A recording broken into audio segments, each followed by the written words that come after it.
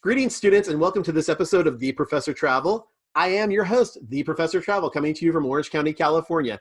This is the website, the vlog, and the podcast that you come to in order to learn more about different travel destinations. This is where you come to in order to discuss as a community those different destinations. Hopefully, this will inspire you to do more travel in the future and enjoy life more. Now, if you want to know about any of our destinations, you can certainly reach me on any of my social media outlets, starting with my website, which is at theprofessortravel.com. On Facebook or on YouTube, you can find me at The Professor Travel. I'm now available on TikTok. If you want to reach me there, you can find me at The Professor Travel. If you're an Instagrammer, you can find me at the_professor_travel. If you're on Twitter, please find me at TheProfessorTR1. And finally, if you're a blogger, you can find me on theprofessortravel.blogspot.com. Today, I have two wonderful visiting professors, Alice and Shari Weiss-Russell. Please say hello to the rest of the team here, everybody. Hello. Hello. And I think you have a special guest in your lap there, too. Yeah, this is our dog, Nala. Hi! Now, just for the benefit of my audience and the students who are listening, can you please tell us a little bit about your credentials, maybe some information about your educational background, and maybe some different places that you've traveled in the past? Okay, I'll go first. So I have a PhD in public health, so I'm actually a real professor. And I have a master's in public administration. And I have traveled actually a lot, even since I was a kid. I've been to Mexico. I even lived in Mexico City. I have traveled to Canada. I have traveled actually to every single state in this country through a previous occupation, and to 7 Canadian provinces. And my wife and I have traveled to Cozumel, to the Bahamas a couple of times. So I've actually done a lot of different traveling. I consider myself fairly well traveled, and I have a long wish list of places I'd like to go. We all do. How about yourself, Alice? Me, I'm in the nursing field, but I am also currently in school taking business management. Nice. I have traveled many of the places. Shari has said I've traveled to Canada. I've actually lived in Puerto Rico. Oh, nice. Yes, and yeah, we went to the Bahamas and Cozumel, and we have many more travel plans to go, and we're excited. Well, if this experience is a good one for you, hopefully we can debrief you on future travels as well, if that's okay. Absolutely. But for purposes of this vlog and podcast, talk to us a little bit about the destination that you went to. Well, we went to the Bahamas, and we had 3 different stops. We had we went. Where did we go? Oh yeah, Freeport, Nassau, and Princess Cay. Yep. And we decided to go there because we were on our honeymoon. Well, congratulations to you two. That's awesome. So talk to us a little bit about, I mean, obviously, if we're talking about a honeymoon, that means that clearly there was a lot of planning involved in this process. How long did you guys have to plan for this cruise as you were going through this process? I see, 10 months? Yeah, about 10 months. And that's actually, we generally pick out our cruises anywhere from 7 months to almost a year in advance about where we want to go. And we do that because most cruise lines will allow you to pay in installments because it's a pretty big investment when you're going to go on a cruise. Yes. So we usually do that, and that's what we did with this. We chose the cruise we wanted, and we set that up, and then we just started we kind of made like little plans and talked about it a lot, and then as we got a little closer, that's really when I think more of the actual planning and looking at things really started. Now, you guys talked about, one of the places that you visited was Princess Cay, which sounds like you went on a princess cruise. Is that correct? Actually, no, we went on a Carnival cruise. Oh, wow. Okay. So Carnival's private islands. Yeah. Each cruise line has an island that they own or co-own with another cruise line. And, or actually they have several islands. Usually they have a couple. And those are, if you go on, I think you have to go on slightly longer excursions, like at least 5 days. And they usually do a stop off at an island they own. And that's really nice because it gets you off the ship and there's nothing being really sold there. They just let you enjoy like a day at the beach. There are excursions you can do. They feed you, and you just have a lovely like beach day. And for folks who might not want to get off the ship for any other reason, that's a really nice and easy way to get off the ship and enjoy at least a day off the boat and a day on the beach. Yeah, I've heard of a lot of these private islands that you're talking about, referred to as the Cays. So you have Princess Cay, there's Coco Cay, which I think is owned by Royal Caribbean. Half Moon Cay. Half Moon Cay. Castaway Cay is owned by Disney. So I want to say that there's a few others that are out there. I know MSC Cruises just put up their brand new island, and it's kind of like a marine reserve. So that's their own private island as well. Some of the islands are co-owned by others. Like this Princess, I think, is co-owned by Holland Cruises. Well, yeah, Carnival. I think Carnival Corporation owns Holland America, Cunard, Princess Cruises. There's a few of them that they own. But having been on a few cruises now, I absolutely love the experience of being able to just kind of chill and indulge yourself while you're going on this process. So, so let me ask you guys, why did you decide on a cruise as opposed to maybe a different type of honeymoon, like maybe it's a land-based honeymoon? Well, I think for me, I still do not have my passport, which we're currently working on me getting.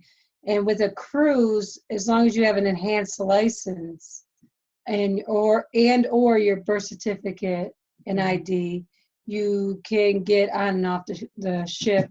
As long as you're leaving with the ship and coming back with the ship, that's pretty much all you need.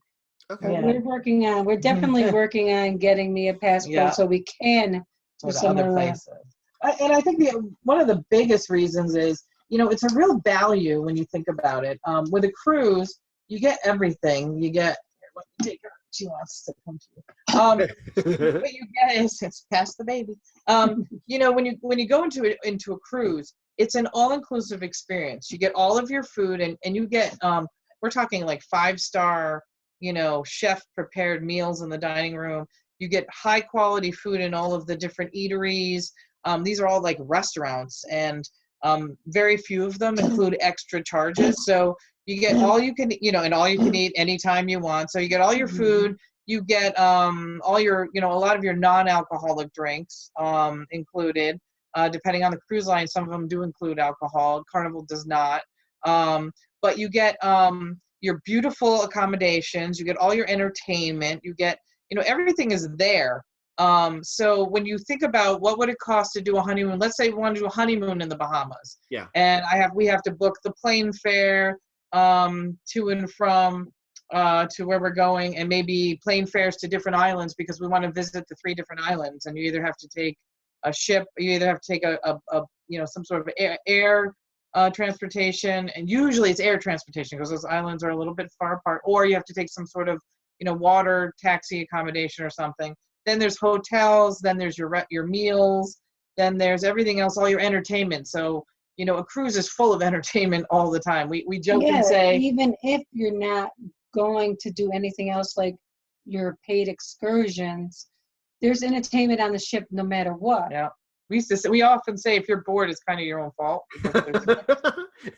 So, really, for the price, it's incredible. It really boils down to something like $100 a day or less, some of it, for an incredible amount of entertainment, accommodations, and food that you can't find that quality anywhere else. Yeah, and actually, to my students that are out there are a lot of different travel sites that are out there. Not just the cruise sites, but I mean, there are travel email lists that you can subscribe to. And some of those will actually tell you what the price is per day on those cruises that you can get onto. So you can find, like, if you're looking for a really, really inexpensive cruise, they can sometimes get under $50 a day, which is amazing, absolutely phenomenal. And you're not talking about like a 1-star or 2-star hotel. You're talking about a really nice, enjoyable experience that's a fully inclusive experience. They know you by name, they talk to you, and we get room service every day. You're getting, you feel for a minute like you're in a sort of another like another pay grade, to quote like my military experience, like you're another pay grade. You feel like you're just you're sort of it's, I don't know, I want to say like, Your royalty. yeah, I mean, maybe like that. They treat you so, they're so kind and so wonderful, and whatever you want, whatever you need. The steward comes in first thing. He's like, "Would you like bathrobes? Would you like ice every day?" You're just like, "Wow, I can have those things. I don't even do those things at home." One of the things I like is they assign a person to your room. Mm-hmm. You have that same person every day, so that from that point you don't have to worry about learning different names. You have the same guy or woman taking care of you every day, and they learn everything that you like, so they take care of it, and you don't even have, after like the second day, you don't even have to ask. It's very nice. Now, as part of this process, I was going to ask you, did you need to have like, I know you were saying that at least for Alice, you didn't need to have some kind of a All right, we got somebody at the door. I'm gonna stop. no problem. I was gonna ask. Let's do this. Everything okay? Yeah, somebody's at the front door. Oh goodness. Hold on just 1 second. All right, so we're back. We had a little bit of a technical difficulty at the moment, which is totally fine. But I was getting into a question, because I know, Alice, you were saying that you didn't have a passport, but I was going to ask you guys both, for purposes of this, did you need any type of a special travel visa or any type of travel medications, or to prepare your bodies for a special dietary needs for this kind of a trip? The only thing I can think of is we both decided to get the patch for the behind our ear to help with scopolamine. Yeah. So well, we don't need the travel documents. We needed you have to have at least your birth certificate and an enhanced and a driver's license. Mm-hmm. Coming in October of 2020, you will have to have the enhanced driver's license to travel outside the country regardless, or a passport. Mm-hmm. Just like when you're flying. Like that's just, you either have to have one or the other. And it's interesting, they don't ask for it any other time other than when you're leaving to get on the ship, and then when you're coming back after you get off the ship to let you back in technically into the country. Because I guess when you're on the ship, you're in the ship and it's its own thing. And once you leave international waters, you're basically in another country until you get back off the ship. And then you actually go through customs. So we needed that, but we didn't need visas to go to any of the islands, to Freeport, Nassau, or Princess Cay. When you go on and off the ship, they will have you get a ship. You get this thing that looks like a credit card with your name and your ID's information on it, and that's your for each cruise line probably has the same thing. We've done Carnival only, but they call it your sign-in sail card, and that's pretty much your ID. And also it's kind of how you they identify what you've eaten and drank, and if you're doing like alcoholic drinks, they charge it to your account. No money is exchanged. Yeah, there's no cash on the ships. No cash ever. And I think that's for a method of safety on some other things too. Safety and for accounting. So they so that's how you get on and off the ship. Mm-hmm. But we only needed our picture ID, like our photo ID, when we got from Nassau. When we went to go back on the ship, they just had to show our ID and our ship card. That's all we had to do. There was no fancy customs. Okay. But the medication that we use, because we do both get seasick, motion sick. We use scopolamine patches. Okay. And those patches are little patches you put on the back of your ear. You get them from your doctor. It's prescription medication, and they last 3 days. And they don't wash off, or they stick pretty good so that you can shower, swim, do whatever with them. And they're amazing because we have no difficulties with motion sickness. Mm-hmm. But some people use C-bands, or they take Dramamine. So those are the things you have to think about, I think, when you're going on a ship, is whether or not you experience motion sickness. Some people don't realize they have it until they get on the ship. Yeah. And every ship we've ever been on has some issue with because of the time of year that we travel. that there's always some rough seas at some point, and so you have to be prepared for that. And then even people who don't get motion sick experience a little bit of discomfort, so that really comes in handy. Okay, perfect.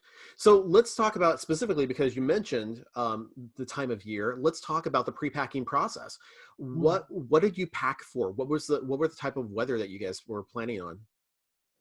Well, we definitely knew we were going to warmer weather, so we packed our shorts and our bathing suits, yeah, t-shirts. But we made sure that we at least brought some long, sweatpants or jeans, just in case the weather, that specific day was a little different. Well, and also because we had a balcony, so we had a balcony room.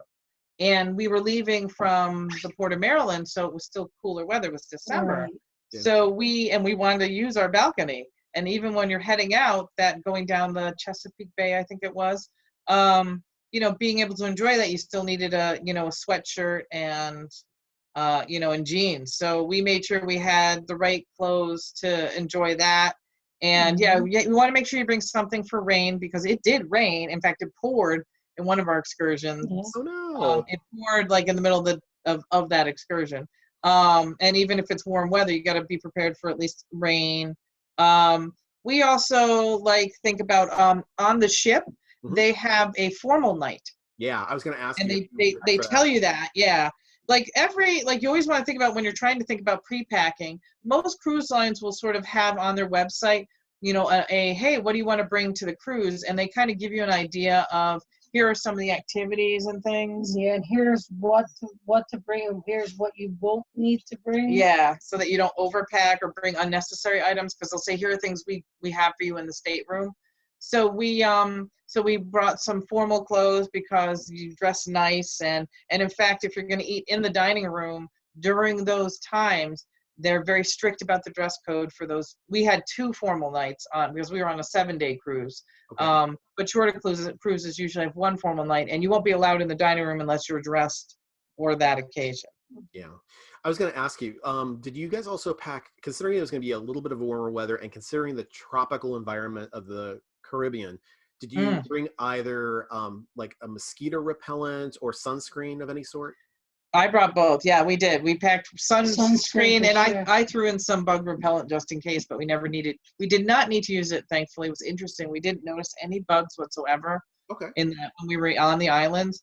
But yeah, we both use sunscreen for sure. The sun is very strong. People don't realize how strong tropical sun is. Even when you're thinking, oh, well, I'm traveling in December and back home, we don't worry about it.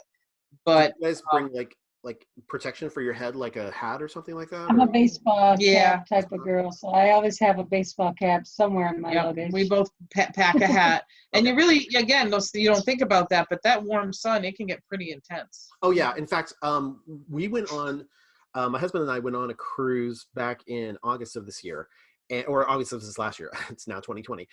So August of this last year. And one of our stops we went to was this beautiful city of Dubrovnik over in Croatia. And when we were there, it was probably about 84 degrees, 85 degrees, but it was 85% humidity there. And then on top of that, there was nothing blocking the sun from coming down. I didn't feel it, but it baked me so bad that the next day I thought I had sunstroke. I had to miss out on our excursion to Slovenia the next day because I was exhausted and I felt like everything had been, like the life had been drained out of me.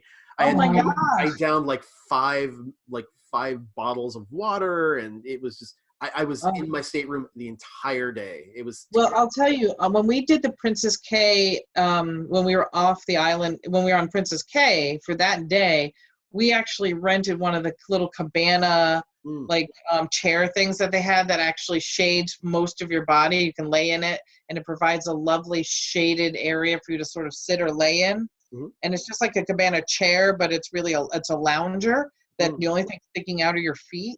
And we rented that, and it was the best $60 we spent. Well, I don't think we went in the water at all, did we? We did. We went in the water a couple times, but we really, because it was a bright sunny day on that island, we spent the entire, because you rent it and it's your chair for the whole day. Yeah. We were there for 6 hours.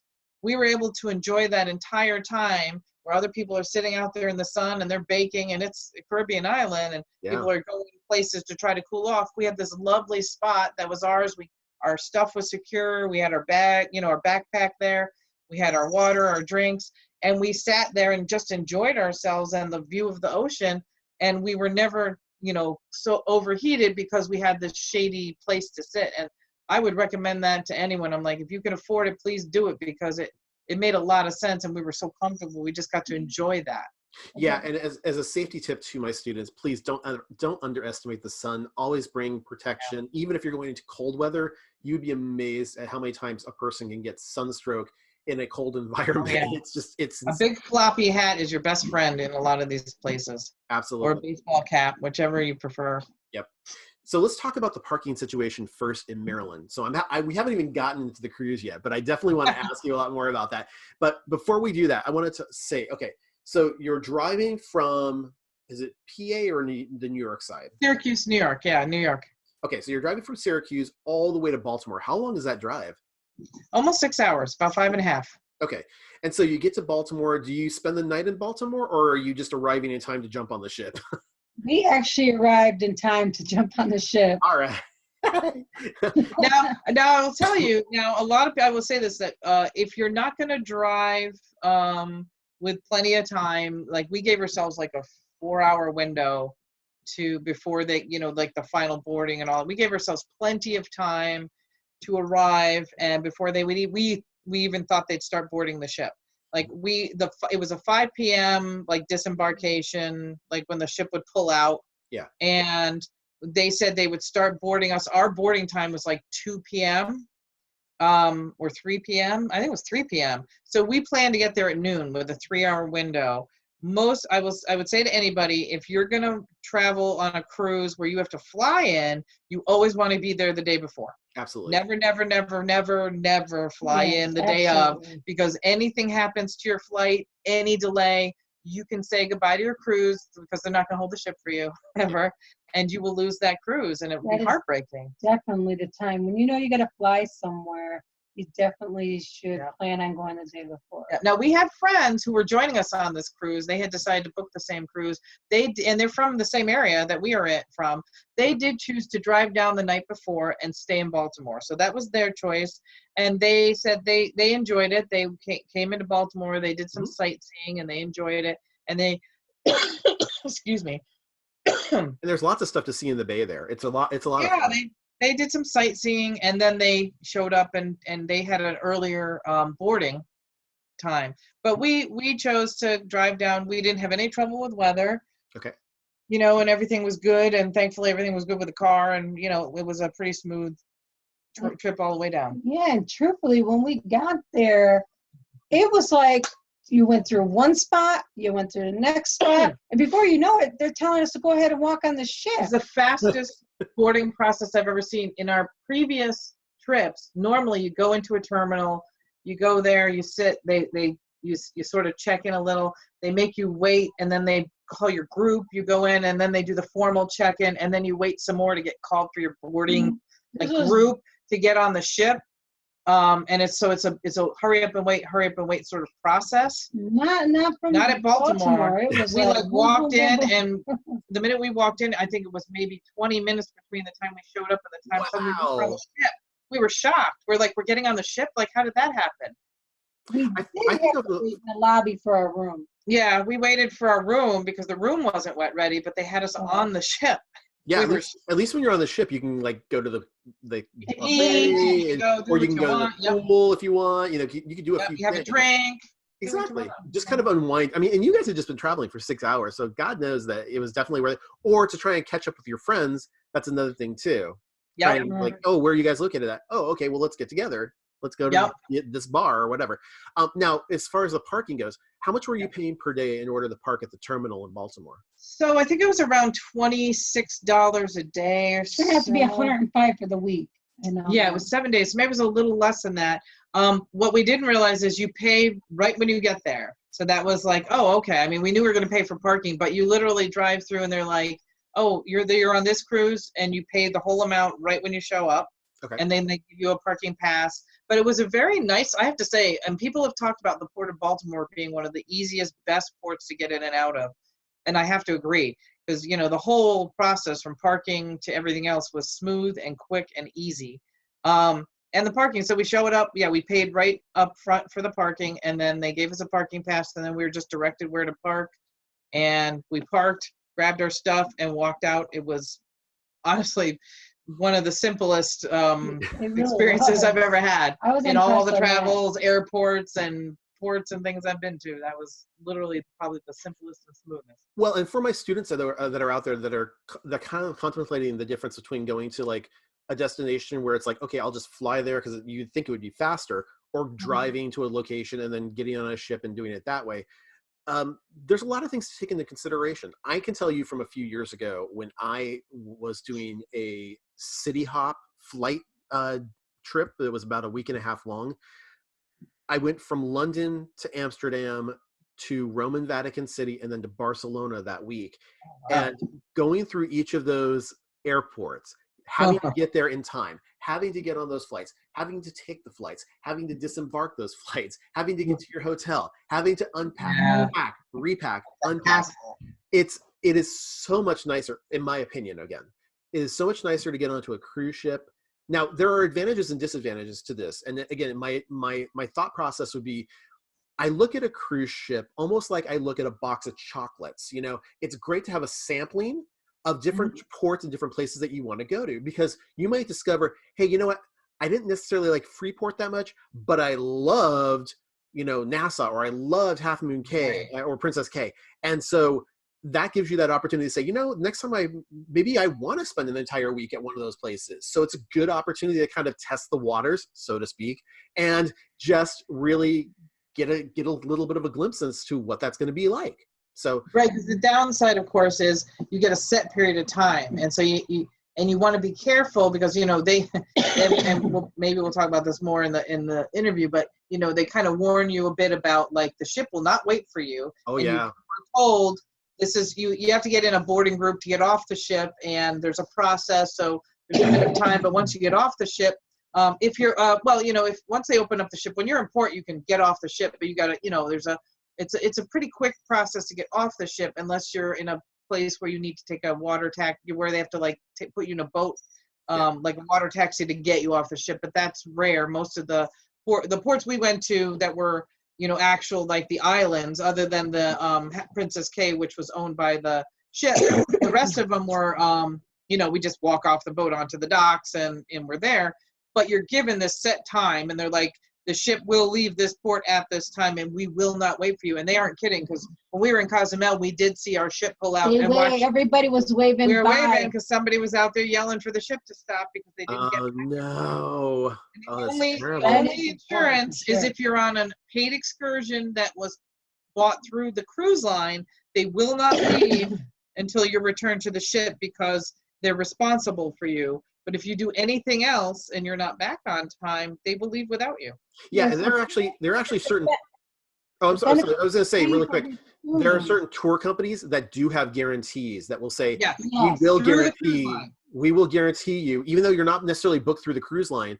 You might find a tour company that says, we will guarantee to get you back on the ship before you leave. Otherwise, we will pay for you to be able to get back to the ship wherever. Oh, yeah. Okay, we haven't seen that. Yeah, and that would be the only way I'd go on a tour company that wasn't through the ship, honestly. Yeah. Now, granted, I've never heard someone having to exercise that option, but in most cases, they are like, yes, we have that guarantee, so don't worry about it. Although there is the backing of saying if you have travel insurance as well, it's also there to help provide that.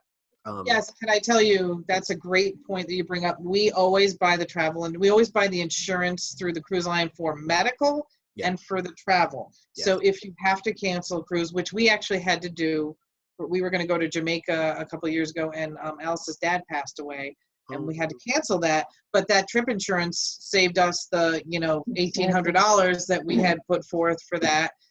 It was a blessing for that. Not to mention, if something happens to you when you're on the ship and you are stuck in a hospital in one of these places that you're at, Bahamas, it pays to transfer you back to the U.S. Exactly. And if you get stuck it pays for you to get back. It covers everything.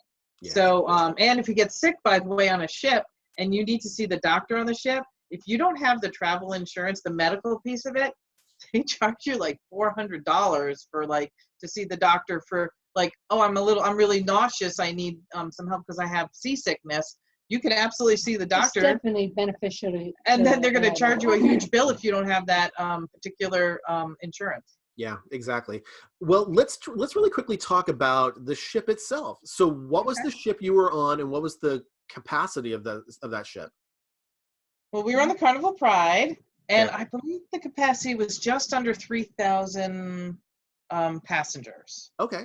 So it was a tiny ship, but it wasn't one of those monster ships either. Right. Exactly. It was one of their mid-sized ships. It was a beautiful ship. It was. It was really nice. It had one of the things that we really liked about it is it had, the atrium, all the main areas. But on this size ship and larger, they have a adult-only area called Serenity, which is really nice. So that if you're not traveling with children, or you wish to, necessarily not be around, you want a pool that doesn't have kids in it, you kind of want an adult-only area, they have these areas. Carnival has these Serenity areas on every ship, but not every single one has an adult-only pool, because, we've been on a ship where we didn't get to, we wanted to enjoy a pool, but we had to share it with kids, and it's hard, it's loud, it's noisy, we don't have kids ourselves anymore. And, and we wanted to enjoy just a quiet, enjoying the pool. So the having the Serenity area was really nice. And you can get in the pool and just enjoy the pool without worrying about kids jumping off and splashing. Yeah, and just kids had a really cool water slide, and this ship had a lot of stuff. Had a basketball court. It had a lot more of the different restaurant and meal choices. It had a beautiful theater, and then another theater in the lower level where they did the comedy club. But they the also casino. did have programs for children in different teens. ages, And tweens. so that the parents could leave the kids to do their thing and go do something that they wanted to do. Yep. And I thought that was really cool. It had 2 different dining rooms. I mean, this ship was just really nice. I think it was laid out nicely. And it had, the fitness areas, it had the quiet areas, it had the casino, the theaters, the spa. Really, it was one of the nicer ships we've been on. The staterooms were the staterooms were lovely. I think this ship had been recently upgraded. Mm-hmm. So everything was really nice. This by far was probably my favorite ship we've been on, other than the Victory, which is still my favorite ship. But Victory is about the same size as this one. Okay, cool. So talk to me about, let's get into the itinerary. Let's go day by day really quick. And we already know a few places that you went to. So why don't you share with us what you did day over day as you went, whether they were prepaid excursions or whether they were, hey, we're just going to get off the ship and we're just going to taxi it around, maybe do some shopping or something like that. Walk us through your itinerary. Well, the first 2 days were sea days. Yep, sea days. So we took advantage of going around the ship, learning the ship, seeing what was going on for entertainment on the ship. Yeah, you probably spend your first half day on the ship, really just trying to get your bearings. Because even when you look at a ship map and all the different levels and all the different things, it is a little overwhelming. And I don't care how many times you cruise. Every time you get on a new ship, you're just okay, wait, where am I? Yeah. And they have to do something called muster stations, which takes an hour, and everybody has to stand there, and everybody groans and moans about it. But safety is really important, and they take it very seriously. Yeah. You have to get through all that stuff when you first when it first leaves the port. And then just figure out the map. And now everything, with technology, everything's on your phone. So they have an app, a smart app, and you put it on your smartphone, and then you can see the map of the ship and everything. You can see where things are at. And so we get our bearings, and we check out where everything is kind of at. And then they give you, actually now through the app, you can see every single activity that's going on for that day, that moment. You can set reminders of the things you want to do. They had 80s trivia. They had Casino always has stuff going on. Be careful of that. They want to take your own money. They always want to take your money. But and they had trivia things. They had game shows. They had like they have Vegas style entertainment. They have movies going on, comedy shows. They always have shopping things happening too. So there's like this little mall area that you can walk through with the shops. And they also have, which I really enjoyed, is they would have, you go in, you sit down, you listen. Okay, so we're going to, the port we're going to go into first is going to be, let's say, what was it, Freeport? Nassau, okay. Yeah. And they explain to you the do's and don'ts when you get off the ship. Oh, yeah. On, certain things that, certain things that are going to be offered to you that you don't want to take advantage of, yeah. And we really enjoyed that. He made it really fun. The cruise director was great, Dr. E, yeah. So, they actually give you sort of like, education about each port, things to do, things not to do, suggestions. They talk about all the excursions and they do, like, it's really cool. It's kind of like what you're doing. They sort of give you an overview of things and give you suggestions and have people talk about it.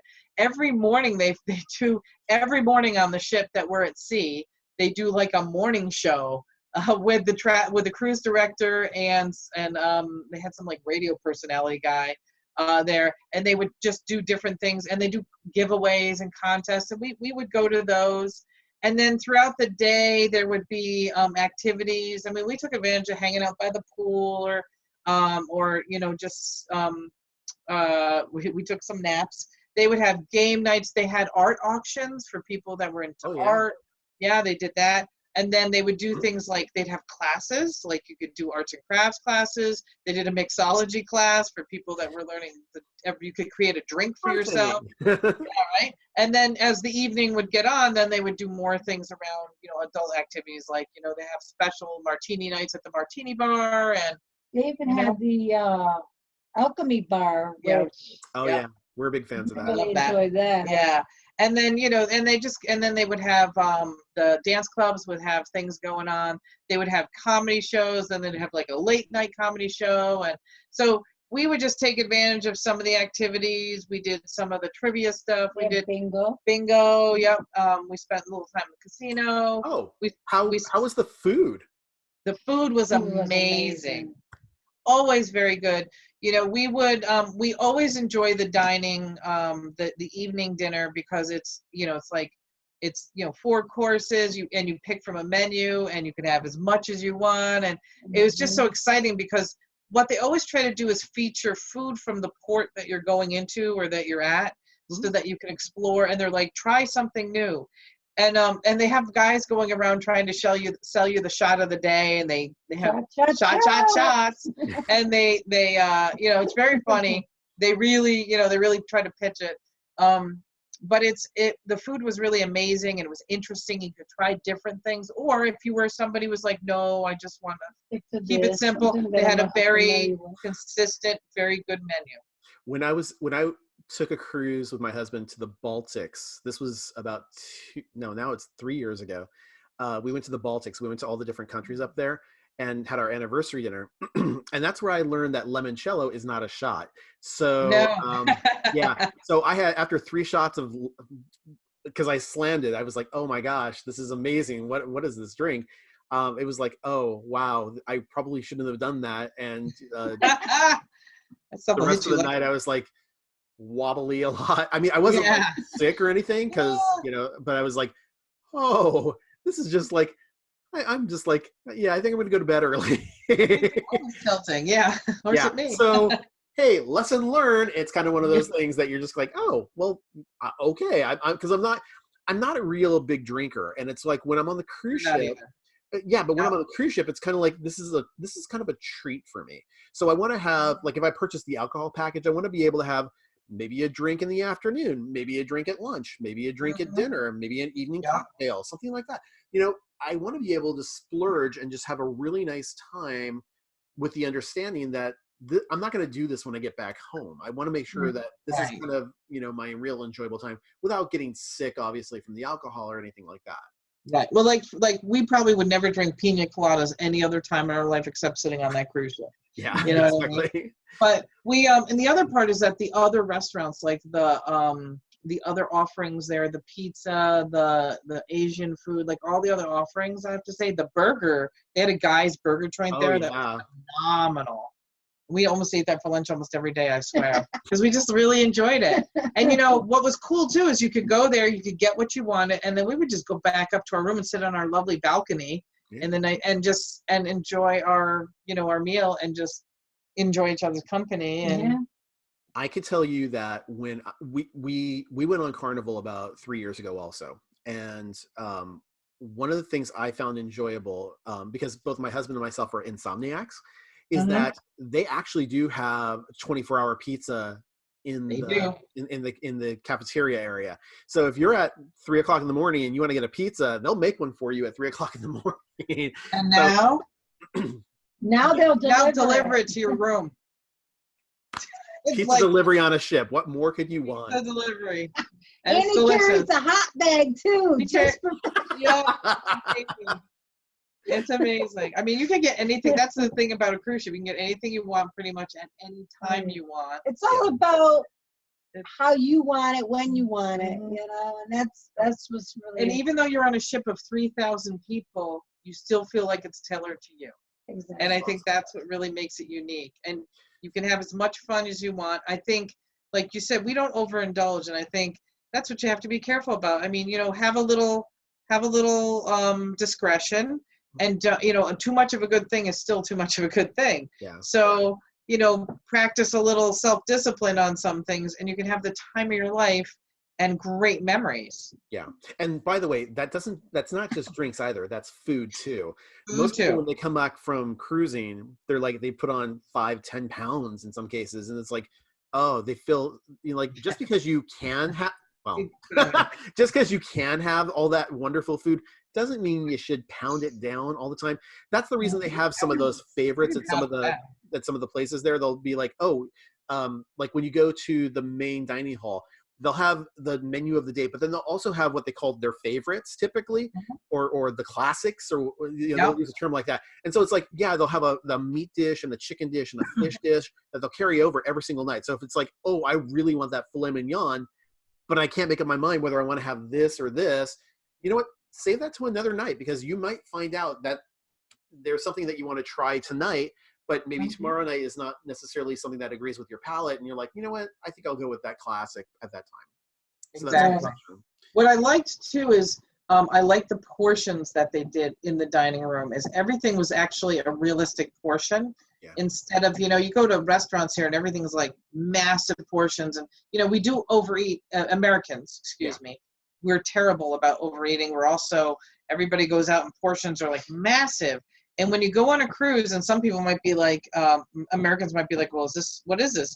Everything's really a tasting or a sampling or an actual portion as it should be.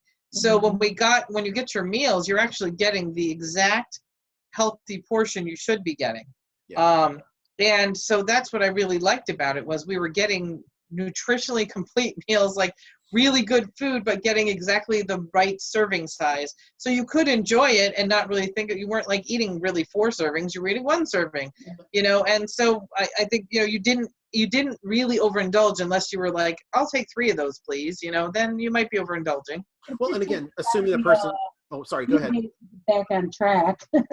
Well, yeah, because we don't eat the same way at home that we ate there. I mean, we definitely ate more often there because we do breakfast, lunch, and dinner, and but we enjoyed ourselves, and it was incredible. And the experience, the type of food, it's very rich food, I will say. And they obviously, we don't salt our food at home, but obviously they put salt there because you could tell the difference. Like we're like, you could tell salt isn't everything to enhance the flavors. And we definitely could feel a difference, and we took a week from coming home and being home after being on the ship to get all the sodium out of our body. Yeah, no, I but it was good. Oh yeah, it was delicious. So let's continue to talk about, and by the way, thank you for sharing that information for myself and my students, because I have a lot of students who are concerned about doing a cruise because of all the travel days at sea. And I just want them to get a little bit of a flavor of, because we haven't even talked about the ports yet. And there's a lot of different things you can do on this ship that will occupy your days. In fact, I was looking at a Cunard cruise about 2 years back, where they had a theme on the cruise where they were going to do a New York Fashion Week. They were going to actually have runway shows during the week as you were crossing the Atlantic. So it was one of those things where it's like, this is kind of one of those once in a lifetime things. If you want to see a fashion show from a major designer or a couple of major designers during the week, this is something that you can do as you do your sea days. So, I mean, just kind of keep an eye out for those. Or also sometimes they'll do themed cruises, whether that's 80s based cruise, or maybe they'll have a drag cruise or something like that where they have we were on a Christmas cruise. We forgot to mention it. This was a Christmas cruise because we went over our honeymoon was over Christmas. So everything was decorated beautifully. There was a ton of Christmas themed things that were going on. We did all kinds of activities that were themed around Christmas. And during our last night, they made it snow on the ship. That was my God. In the atrium. They had these like bubbles. Christmas carols. And we sang Christmas carols. Everybody got a Carnival Christmas, like a Santa hat and bells. And we sang Christmas carols, and they made it snow in the atrium. It was the coolest thing. That is It was amazing. really fun. Oh my gosh. And Christmas Day, they did like a special Christmas dinner and a special Christmas breakfast. So like, the theme stuff was really fun. Christmas in the Caribbean. Cat in a hat. They had a cat in a hat breakfast with cat Green eggs and ham. Green eggs and ham, and they have like a special thing. They do that with every cruise with the kids. For the Christmas stuff, so themed like or a holiday cruise is a lot of fun. Yeah, absolutely. It can be amazing. So let's talk. You know what? Let's talk about the ports, because I know we're getting away talking about everything about the ship and the wonderful stuff you can do there. But let's talk about Nassau, okay? Yes. So talk to me about Nassau over in the Bahamas. What can you do there? What was it like? Well, it was our second time in Nassau, and to be honest with you, there is a lot to do in Nassau. I will tell you, don't go to Nassau on Christmas Day. That we learned, and the reason why is the island of Nassau. They are not they're Christian Catholic, but there was a reason why a lot of the stuff was closed. The straw market was kind of open, but the reason why was not because it was Christmas, but because the very next day they celebrate Boxing Day. Oh yeah. And they had closed off. They were setting up these big stands in the middle of the main street in Nassau because they do a huge parade. They call it Junkaroo, I think they call it. A big Junkaroo. They have a term for it. And so it's not even, I guess it's Boxing Day, but it's called something else in the Bahamian Islands. And they celebrate a celebration that's unique to them. So I may be wrong. It's not, maybe someone said it was Boxing Day, and so to anyone I may be culturally inaccurate, but they celebrate the day after Christmas, and they have this huge parade, and it's a big deal for them. So Christmas Day, they're getting ready and doing stuff, and so a lot of the shops were closed. There was not as much going on. So, but I will tell you, we do know, because Alice and I have been there, to go to Nassau, it's a great island. Right off the port is usually a ton of shops and things to do. And we did find the touristy places open to get gifts and stuff. But the island, the Atlantis, the casino there, has like a cool aquarium. There's aquarium is amazing. There's a beach there. There's stuff you can do in Atlantis. There's the fish fry is a place you can go to get food if you want, some local food.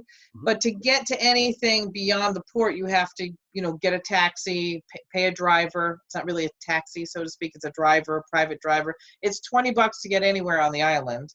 Okay. And then you kind of got to know what you need to do, where to go. We did do one of the buggy rides, which was fun. And because I wanted to do it. I have never been on a horse and buggy ride.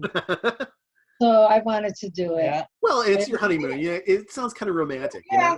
And the guy was funny because he made it sound like he was giving us a deal, because at first he gave us a price. We were like, what? We got a little hustle. Yeah. And then he's like, okay, I'll do it for this. But we get in there and there's the price he offered us right there on the thing. It's listed. I was like, you didn't give us a deal.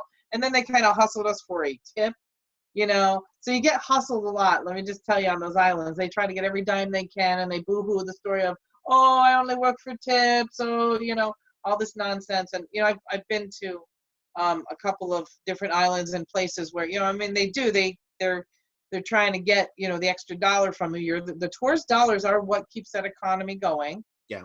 You know, but they were really, you know, they hustled us a bit, got a few more bucks out of us. And especially because it was something I wanted to do. It was an experience I hadn't had, and we did it. He's like, oh, it's going to be like 15 minutes. It was like 5 minutes, right around. But it was fun. And one thing I wanted to make mention, because you guys went in Christmas time, and earlier this last year, the Bahamas was hit with a massive hurricane. Yes. So I know that it's a good thing to be able to use your tourist dollars there, because it really does help the economy. Both in I don't think Nassau was hit so much. Nassau was not. I will tell you, the other island we went to, Freeport was. Yeah, Freeport was, yes. Talk to me about Freeport. What was there to do in Freeport? So in general, I'm going to tell you, even before the hurricane, we've been there before. Freeport doesn't have a lot to do in my experience. It's not one of my favorites. There was a big casino that people could go to, and there were, I guess, other excursions people could do. But really off the ship, there's just like what they call the inner straw market that's there, that you walk off the ship, and that's it. Freeport doesn't have a lot, but boy, it really you could see pulling in, though they pulled it together, you could see there was a lot of damage still from the hurricane. See the area that we were at, you could tell it was put back together because quickly. Tourists are going to come, they want to continue to make the money. But if you look kind of on the outskirts, you can see where it was not yet put together, which was kind of sad to me because, you know, I would like to see the whole island get back. But we did an excursion there, so that's really the only thing you can do is excursions. And that's what they even told us on the ship. They're like, if you're going to get off the ship past the docks, you need to do an excursion. There's nothing else to do. Don't go wandering off. We did the all-day beach excursion. Yeah. And when we drove out in the bus, we got to really see the island to get out there, because it was like a 25-minute drive, and we saw the devastation. That's what really, I mean. They're still trying to recover. When you're getting up the ship, if you're going to stay in that area, you're not going to see them getting what's really behind the scenes. They need those dollars. They really do. Well, and it's glad that you took the time to go to that port, and I know that they all appreciate that very sincerely. Yeah, and they did. They talked about that, how grateful they were that we were there. They're like, don't let anyone tell you they don't want you there, because we want you there. We're glad to have you there. I mean, they really, the one thing the Bahamian people are very gracious. They're really wonderful. The tourist industry is their industry, and they take it very seriously. Yeah. And they really are. They're very grateful for us to be there. They were very welcoming, and they're not resentful in the least, but, you know, they want to be treated with respect, and they want to be treated with courtesy. So that's the biggest part, you know, as long as people are nice to them and aren't treating them with like disregard. But we were treated so well, you know, we really were. That's good. Talk to me also about Princess Cay. I understand when you go off on that island, you're not going to be swarmed by people trying to hawk their goods right off the boat, because it's owned privately, correct? Yeah, there is no straw market, no the selling. only thing that is the Carnival employees are going around selling the alcohol. Yeah. But other than that, no sales. There's no sales. It's, if you want it, you wave your hand for somebody to come over, and they don't allow any sales on it. It's just a place for you to go. They provide food on the island, and you have to take one of the water shuttles from the ship to the island. Yes, they were parked out into the waters enough where they would have the transportation go grab a bunch of people, bring you over, and they keep doing that back and forth throughout the time that we were there. But I enjoyed it because it was just a complete relaxation day for us. Nice, yeah. And it was really cool when you're laying on the beach, you see your ship out there in the water. Yeah, that's like a cool thing to see. You're like, hey, that's my ship. And I mean, kind of like a Gilligan's Island moment, but it was like kind of cool because you're like, it's just something really kind of neat to be like, I'm here on this tropical island, I'm enjoying myself, and there's my cruise ship. And it's just there's something like really neat about that. Very nice. Okay, so now once you got to all those islands and did all those excursions, now we're going to be on our way back to Chesapeake Bay in Maryland. Talk to me about the days at sea there. Was there anything different that they did during that time on the way back, or was it pretty much the same fare? Pretty much It's the the same. same. Some of the entertainment was replayed for those who didn't get to do it, On the way out. on the way out. So that was kind of nice because there were some things that if we missed it You get to and do we it. wanted to do it, They we did were do an still ugly able to sweater do it. contest. That was fun. Yeah, Of course, as with the holiday season, The holidays. So they had some theme stuff. But yeah, it was pretty much like the same stuff.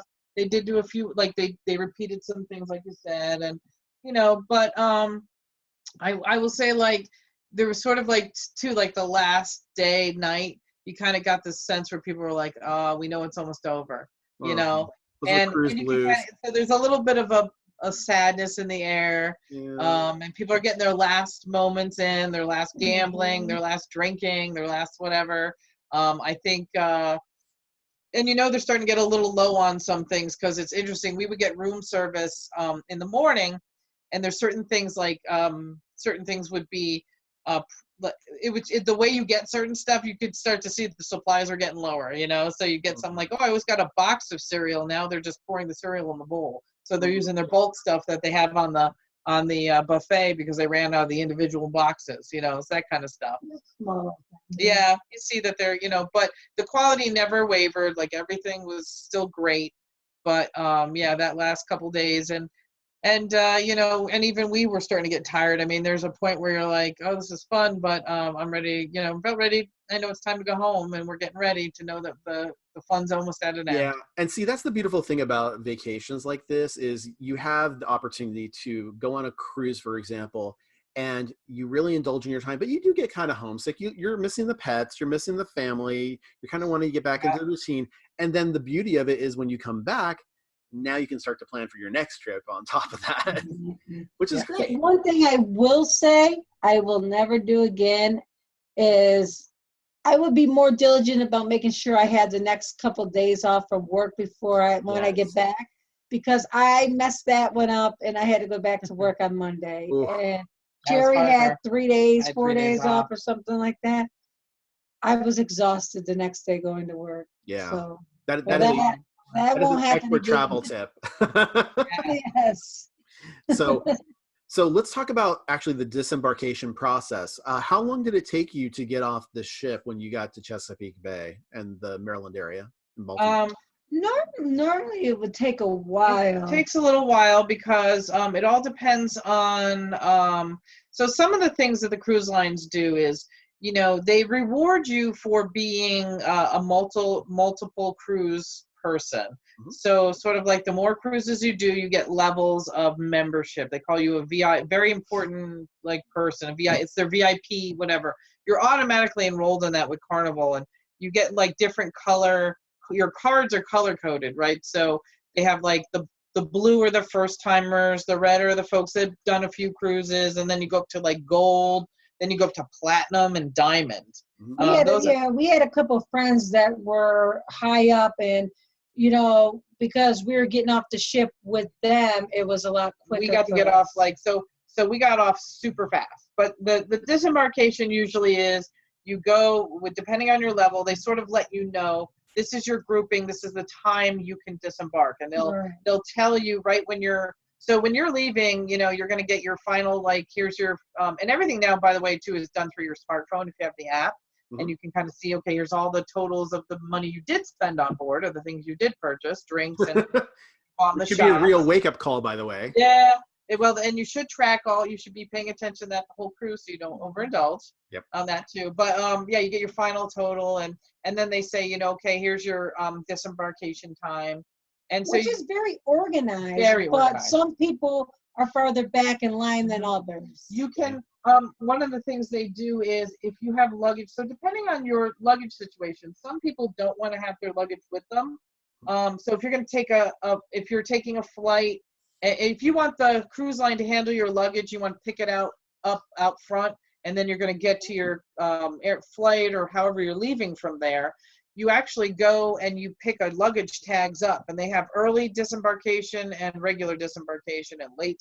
And so you pick these tags up and you have to attach them. And if you're going to have, you take those tags, you put them on your luggage, you put them outside your stateroom the night before, and they come and pick your stuff up and get that all out of your way, so that night before they have it all ready to go, so that your stuff is ready to go and put out. Especially important for people who have elderly family members or children traveling with them. It just makes it easier for them to get off the ship. I was going to say, there are actually advantages to both, because you might have someone who has to get to the airport, may have some accessibility issues that they need more time to be able to get off. So leaving early might be more of an advantage for them. However, there are people who maybe they're not about wanting to leave the ship yet. Maybe they want to have breakfast at the buffet. Maybe they want to be able to avoid all the crowds at the beginning. They're like, oh, just take my stuff, because you got to be out of your stateroom by a certain period of time, regardless. So if you don't want to carry your luggage around with you, you can have them take your luggage and put it in a holding area for you. And then the other piece of it is, so, or you have a lot of luggage, you don't want to have to lug it all with you. So you ask them to take pieces of it and you keep just what you need. So what we do is, we though usually have our luggage with us. And then, so, we have our luggage with us, and then the disembarkation, you get off the ship, and then you pretty much you walk off, you go through customs. And once you go through customs, that's when you need your passport or your real ID and birth certificate, or your ID and birth certificate. And then you go through that, and then you're out, and then you get on to where you got to get to. Sounds good. All right. I know we're running a little long, but I wanted to just get your post-vacation thoughts as well. What were the pros to a trip like this? What are some of the things that you said, these are the things I will always remember about a trip like this? Well, I know that we had talked about going on a cruise, everything is there for you, versus flying somewhere and you have to plan everything. And I like the fact that everything is all included, so we don't have to worry about so much planning and prepping in that aspect. And it's nice too, because like you can always go back to your stateroom and relax, take a nap, chill out. So it's like everything's there, and it's only, a few steps away, or, a few floors or, levels away to go and relax in your personal space. Nice. We don't have to journey across the city to get back to the hotel room to take a nap. And then, what are now, not that there's cons against going on a trip like this, but what are some things maybe a first-time traveler should be aware of? There are hidden costs that people don't know. First of all, even when you pay all your tax and gratuities up front, like and which I always recommend, have them do all the upfront gratuities. Every time you buy an alcoholic beverage, at least on the Carnival, there is an 18% tip that's included with every drink, even when you pay the gratuities ahead of time. There's an 18% tip added to every drink you purchase. And so that's a cost that's associated that you don't realize every time you buy a drink. It's not just the drink, that 18% is added. And if it's in a cup, a souvenir cup, you're getting charged for that. And a tip on top of that. Like there costs are there. Yeah, so you have to pay attention to the cost. And other things, like those photos, like every time you do something, they're running around taking pictures of you. And our first cruise together, we bought all these, pictures. Those are nice, and they really try to get you to buy the picture packages and all that. But we have our own. You have your cell phone. You can take pictures. Yeah. I think they do. The nice is those professional pictures are really nice, but they're kind of pricey. Right. So we always do one. We do one of the formal night where we're dressed really nice. They take some beautiful shots, and we pick the best shot. And I would say, don't get caught up in some of the stuff they're trying to sell you. Yeah. I think those are the things to be aware of. There's a lot of things where they're just trying to sell you stuff and you get caught up in the moment. And just, be careful about those hidden costs, because all of a sudden you can have a bill of a few $100s that you didn't realize how quickly things add up. So always be checking your app and checking your account balance, because you'd be surprised. Like, I only had 5 drinks. How did I get to $150? Yeah, exactly. No, I totally agree. Balance. I was listening to another podcast this morning from Fantastic Cruising, and they're fantastic. If you ever have an opportunity to listen to them, I highly recommend them. They actually were interviewing another couple who had their wedding on board a cruise recently. And something that they brought up that I had never really considered would be an actual advantage to using the photographer on board the ship. Now we're so used to our smartphones and we're so used to being able to take pictures whenever we want for convenience purposes, but there might be those 1 or 2 times, like you were saying, at the dining hall, or maybe the photographer on board the ship is so familiar with the ship, they may know the best spots to get certain types of pictures, like on a balcony or on. Well, they have these backdrops. They have these beautiful scenes, and that's where you want to take. That's what we do. We pick like the nice picture of that. That's like really pretty, and that's the picture we pay for. And we'll pay $25 for that picture, but then we have a beautiful picture that we can have as a memory of the ship. But we don't buy all the other stuff that they try to sell you along Every with it. time you get on the ship, they're taking pictures. Every time you get off the ship, they're taking pictures. Every time you're eating dinner, every time you go into and granted, there may be, like she said, the first time we went, we bought all those pictures, you know? And then you kind of learn each time you go, each time you go, you're like, okay, well, we don't need all of these. Let's just pick, 1 or 2 that we might want. And like you said, things to be aware of. It's a good thing to get those insurances because those are definitely smart investments in, your safety and your health and things that can happen. And also things to be aware of. Remember, you are going into another country and you have to abide by the laws of that country. Yeah. So it's really smart to listen to your cruise director, to maybe go to those presentations that they give, those safety briefings. We have to remember that, you're having a fun time, you're going on, the trip of your lifetime, but you still have a responsibility to do certain things and to be aware of your safety and the safety of the people with you, because you never want to be in a situation that you might not be able to get yourself out of. Exactly. Well, thank you again, both of you, for this wonderful interview. I can tell you I learned a lot, and I really appreciate you sharing your information with my students. For those of my students who are interested in knowing more, you can certainly reach out to me with any questions, and I'll reach out to Alice and Shari to loop them in and maybe get some answers for you at scott@theprofessortravel.com. You can also, if you're on YouTube, you can click the bell icon up at the top in order to get access to know when new videos come out. If you haven't already subscribed, please do so. And if you like this video, please give it a thumbs up. For those who are listening on the podcast, we always appreciate getting ratings from you. It certainly helps out the channel. So again, I want to say thank you, both of you, for sharing your information with the team here, the students. And for everybody who's listening right now, make sure every day is a wonderful opportunity and a great day to travel. Thanks, everybody. Have a great day. Bye-bye now. Thank you. Thank you.